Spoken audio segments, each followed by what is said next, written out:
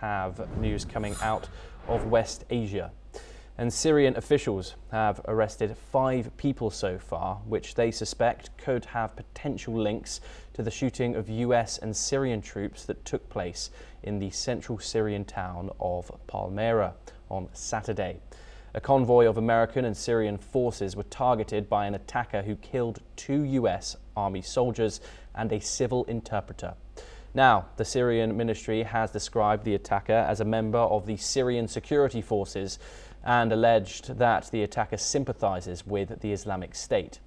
In response, US President Donald Trump has issued a statement saying that those responsible for the attack on US troops in Syria will have to face serious consequences. Let's take a listen in to the US President.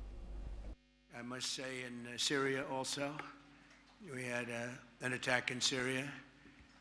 And we had 3 great patriots terminated by bad people, and not the Syrian government. It was ISIS. Syrian government fought by our side.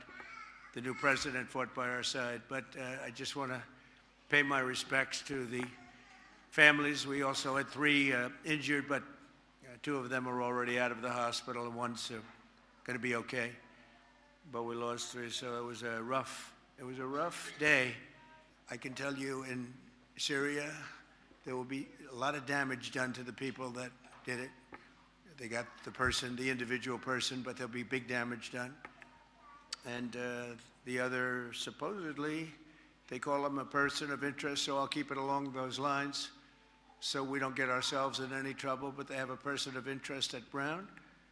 And in Australia, you probably read it's been a very, very brave person, actually, who went and attacked frontally one of the shooters and saved a lot of lives. So, very brave person who's right now in the hospital, pretty seriously wounded.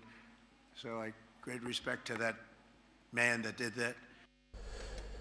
Daniela, of course, 3 American citizens dying and being killed alongside the Syrian armed forces.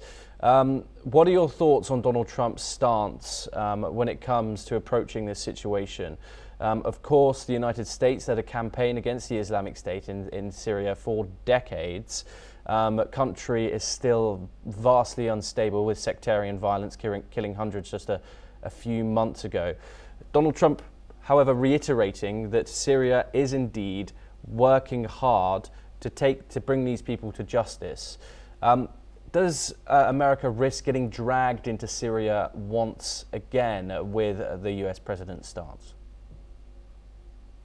President Trump does not like to start wars. He likes to end them. But he also is not afraid of swift retaliation, but strategic retaliation. These strikes on US citizens are taken very seriously by the president, but they are also not this is an act of provocation by these Islamic terrorist groups. They want the West to retaliate so they can say, look, we're at war, and they can start radicalizing and recruiting. Trump is not going to fall for that.